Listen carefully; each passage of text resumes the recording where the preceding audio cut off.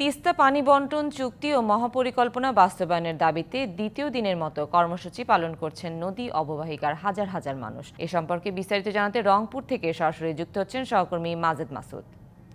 মাজেদ, তিস্তা পাড়ের অবস্থান কর্মসূচি নিয়ে বিস্তারিত জানাবেন। সুনন্দা, আপনি সংবাদে যেমনটি পড়ছিলেন যে এরই মধ্যে কিন্তু সকাল 10টার পরেই তিস্তার যে কাউনিয়া পয়েন্ট আছে সেখান থেকে একটি পদযাত্রা কর্মসূচি, সেটি প্রায় 10 কিলোমিটার অতিবাহিত করে তিস্তা বাজার পেরিয়ে সামনে গিয়েছিল এবং পদযাত্রা কর্মসূচিটি এখন রেল সেতু সংলগ্ন অনুষ্ঠান স্থলে ফিরছে। এবং আজকে সকালেই কিন্তু প্রথমেই পদযাত্রা কর্মসূচির মধ্য দিয়ে দিনের সূচনা হয়েছে। এরপরে আরও নানা আনুষ্ঠানিকতা রয়েছে, যদিও বিকেল 5টায় বিএনপির ভারপ্রাপ্ত চেয়ারম্যান তারেক রহমান যুক্ত হবেন। আমরা একটু কথা বলতে চাই এই তিস্তা নদী রক্ষা আন্দোলনের প্রধান সমন্বয়কারী এবং বিএনপি কেন্দ্রীয় কমিটির সাংগঠনিক সম্পাদক আসাদুল হাবিব দুলুর সাথে।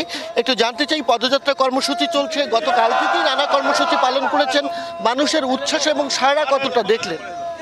আপনারা তো লক্ষ্য করে দেখছেন যে আজকের যে পদযাত্রা, সেখানে পদযাত্রা শুরু কোথায় শেষ কোথায় আমরা নিজেও দেখতে পাচ্ছি না।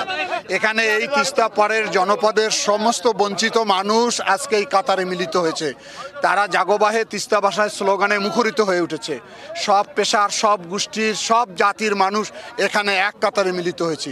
আমরা আশাবাদী আমাদের বন্ধু রাষ্ট্র ভারত আমাদের পানির যে ন্যায্য হিস্সা সেটা দাবি মেনে নেবেন।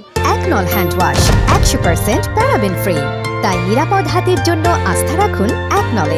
এবং বন্ধুত্ব রক্ষা করতে গেলে জনগণের সঙ্গে বন্ধুত্ব করতে হবে। আন্তর্জাতিক যে নদীর আইন রয়েছে, আমাদের যতটুকু হিস্সা ততটুকু ওনারা পানি দিবেন।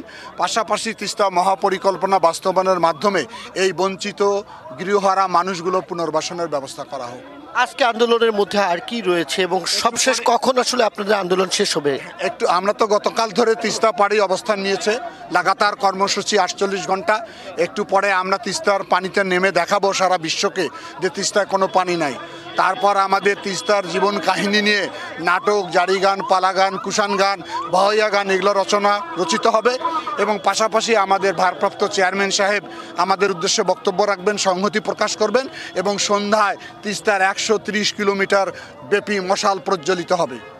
অনেক ধন্যবাদ সুনন্দা। আমরা বিস্তারিত শুনলাম আন্দোলনের যিনি প্রধান সমন্বয়কারী, তিনি কিন্তু বলছিলেন যে সারা বিশ্বকে দেখিয়ে দেওয়ার জন্য কিন্তু এরই মধ্যে তিস্তার যে পানিতে নেমে প্লাকার্ড প্রদর্শন করা হবে এবং বিশ্ববাসীকে এই তিস্তা পাড়ের মানুষের দীর্ঘ সময়ের দুঃখ দুর্দশা যাতনার কথা এবং তাদের দাবির কথাটি তুলে ধরে ভারতের কাছ থেকে তাদের পানির ন্যায্য হিস্সা সেটি আদায়ের জন্য তারা সোচ্চার হয়ে থাকবেন। তো সুনন্দা, আসলে এই গণপদযাত্রা কর্মসূচি সেটি চলছে, আন্দোলনের স্থলে গিয়ে শেষ হবে। আপাতত এতটুকুই ছিল আমার কাছে খবর। মাজেদ, ধন্যবাদ আপনাকে আমাদের সাথে যুক্ত হওয়ার জন্য।